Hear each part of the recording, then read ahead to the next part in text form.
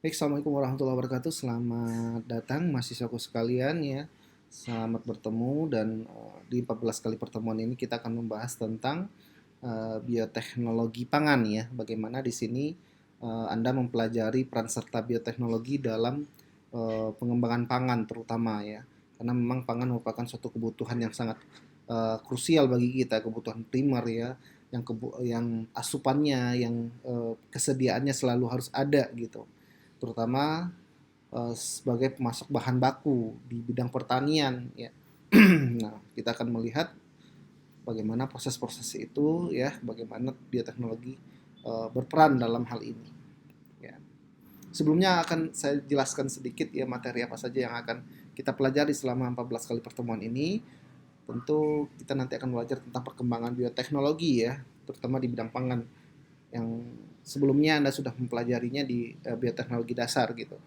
Kemudian apa-apa saja produk bioteknologi konvensional, kemudian ada bioteknologi modern, kemudian bioteknologi pada tumbuhan pangan ya, tanaman pangan, kemudian eh, pada hewan, kemudian ada mikrobiologi pangan ya, kemudian ada bioteknologi enzim ya, peran serta enzim dalam proses pangan, kemudian bioindustri ya, bioteknologi industri pangan. Di sini lebih kita mempelajari tentang proses regulasi pangan ya, rantai pasok, bioteknologi fermentasi. Kemudian ini ada dua pertemuan ya tentang membahas, kita akan membahas tentang teknologi pengolahan pangan.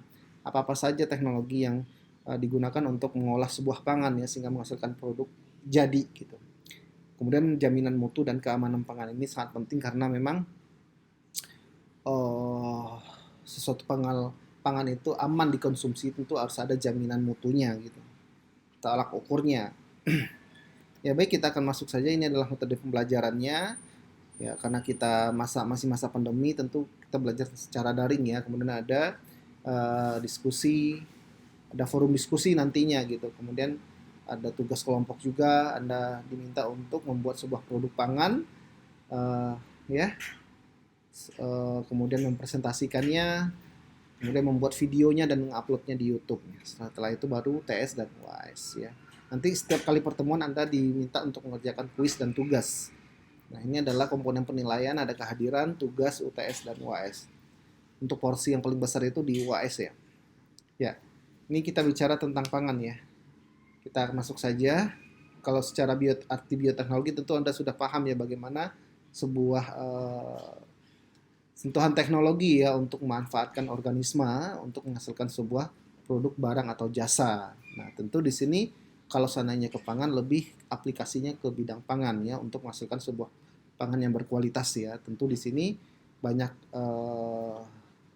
bagaimana pemanfaatan mikroba, kemudian memanfaatkan sel tanaman ya dengan teknik rekayasa, dengan teknik kultur jaringan. Nah, ini tentu akan menjadi uh, support ya dalam proses penyediaan pangan. Nah, bicara tentang sejarah bioteknologi pangan, ini sama halnya dengan perkembangan bioteknologi ya, karena memang secara uh, perkembangan bioteknologi dimulai dari sesuatu hal yang tidak disengaja ya, bagaimana pada zaman dahulu itu orang menyimpan untuk pangan itu supaya bisa dimanfaatkan di kemudian hari atau di hari-hari selanjutnya. Mereka menyimpan dalam tong-tong besar ya dengan proses anaerobik tentunya. Di sini mereka melihat adanya perubahan yang dihasilkan ya, apakah itu alkohol, apakah itu dengan rasa yang berbeda, rasa yang khas ya. Nah, ini yang disebut dengan teknologi fermentasi. Adanya proses peran serta mikroba untuk mengolah atau merombak bahan pangan tadi ini menjadi suatu hal yang baru ya. Apakah itu apa namanya? Secara bau juga akan menghasilkan yang khas gitu.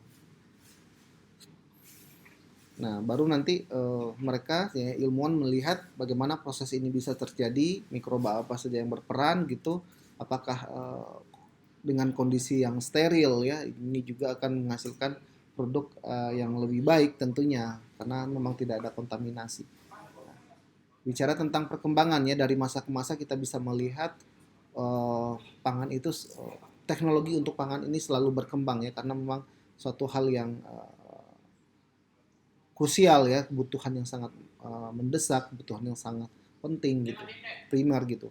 Sehingga inovasi-inovasi itu selalu di-develop ya, yang pada zaman dahulu hanya secara tradisional ya, konvensional. Namun untuk saat ini juga metode ini masih tetap dikembangkan ya, terutama untuk industri-industri rumahan gitu. Nah, kemudian uh, berkembang ke arah pertanian ya, di mana di sini teknologi rekayasa sudah bisa dilihat hasil menghasilkan sebuah tanaman hasil modifikasi genetik atau yang dikenal dengan tanaman transgenik ya, atau GMO. Di sini kita bisa melihat tanaman itu bisa lebih survive ya terhadap herbisida, terhadap insektisida atau insekta ya, atau serangga, kemudian cekaman kekeringan, apakah dia menghasilkan sebuah vitamin ya, atau nutrisi yang lebih baik lagi ya dibanding yang sebelumnya. Kemudian di bidang kesehatan tentu ini sudah tidak diragukan dengan adanya penemuan vaksin, antibiotik, eh, protein terapeutik ya, antibodi monoklonal dan lain sebagainya. Nah tentu kalau seandainya kita lihat ini adalah perkembangan yang akan datang ya, bagaimana kesediaan bahan baku pangan itu dengan adanya teknologi rekayasa genetik tentu akan menghasilkan sebuah pangan yang tanaman yang lebih berkualitas tentunya gitu. Namun di sini kita dapat melihat ada proses yang sedikit rumit ya untuk membuat atau merilis GMO ini, produk-produk GMO ini ke lapangan ya, karena memang secara peraturan ini sangat membutuhkan proses yang panjang ya, regulasinya gitu. Kemudian harus aman secara pangan, pakan, dan lingkungan juga gitu. Ini adalah proses pengembangan bioteknologi pangan yang Anda bisa baca saja ya. Oke. Nah, ini beberapa bioteknologi sentuhan ya dalam bidang industri ya, di mana yang sudah berkembang itu industri pangan dan minuman ya, industri makanan dan minuman ya, terfermentasi ya, contohnya ya tentu ini produk Anda sudah sangat mengenalnya ya, ada tempe, tape, keju, nata de coco. Kemudian industri sebagai bahan penyedap atau flavor ya, ini ada MSG, ada kecap, ada tauco, kemudian ada industri asam organik ya, ini beberapa asam organik seperti asam sitrat, laktat, eh, apalagi monosium, asam asetat ya. Kemudian industri asam amino, ada glutamat, lisin, kemudian ada industri enzim ya, amilase, pektinase, protease. Nah, ini adalah enzim-enzim yang sudah dikomersilkan ya, yang banyak ditemukan di pasaran. Kemudian ada industri protein sel tunggal ya, atau sel single protein ya. Di sini bagaimana memanfaatkan biomasa sel untuk membuat suatu produk dengan kualitas protein yang tinggi. Kemudian industri bahan pengawet, ada bakteriosin ya.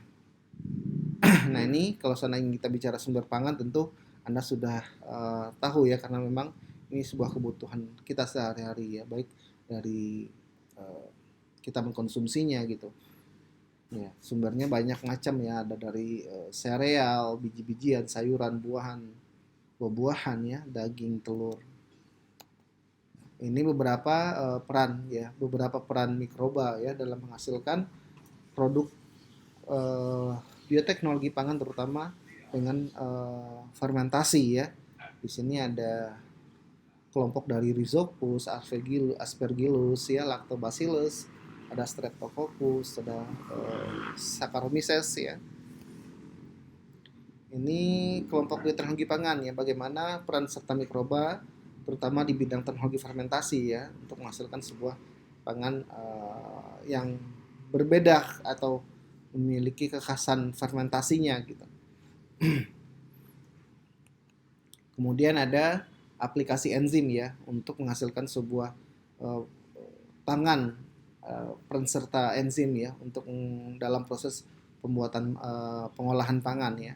Di sini ada amilase, pektinase. Enzim-enzim ini juga dihasilkan dari jaringan ya dari mikroba terutama, karena memang secara pertumbuhan mikroba ini sangat cepat ya, sehingga enzim-enzim dari mikroba ini sangat banyak diproduksi gitu. Kemudian kultur sel dan jaringan ya, ini juga menjadi salah satu eh, teknologi yang sudah dikembangkan ya, terutama untuk kultur jaringan, bagaimana memanfaatkan jaringan tanaman, apakah itu dari dengan apa namanya sifat pluripotensialnya gitu, dia bisa membuat jaringan-jaringan yang baru tentunya. Kemudian ada, nah ini proses teknologi DNA rekombinan dengan memasukkan gen asing ya dalam sel tanaman ya, dengan bantuan bakteri Agrobacterium. Ya, ini salah satu contohnya saja ya. Di sini ada BT ya, Bacillus thuringiensis gen BT, di mana dia dapat diekspresikan dalam tanaman ya. Gen ini dihasilkan bersifat toksin ya pada insektisida, terutama dari Lepidoptera ya. Kemudian kultur sel hewan dan hewan transgenik ya. Ini ada rekayasa protein ya. Ya, ini adalah beberapa manfaatnya ya. Pangan itu bisa menghasilkan, dengan adanya sentuhan bioteknologi, pangan dapat memberikan nilai gizi yang lebih baik ya, yang lebih tinggi. Kemudian menghasilkan alkohol, menghasilkan rasa asam ya, kemudian menghasilkan bahan penyedap. Oke, baik, itu saja yang dapat saya sampaikan untuk perkuliahan kali ini. Anda silahkan baca modul ya, kemudian pelajari. Anda bisa dapat update lagi di beberapa jurnal ya yang bisa Anda ketahui. Silahkan dikerjakan kuis dan tugasnya. Sekian saja. Assalamualaikum warahmatullahi wabarakatuh.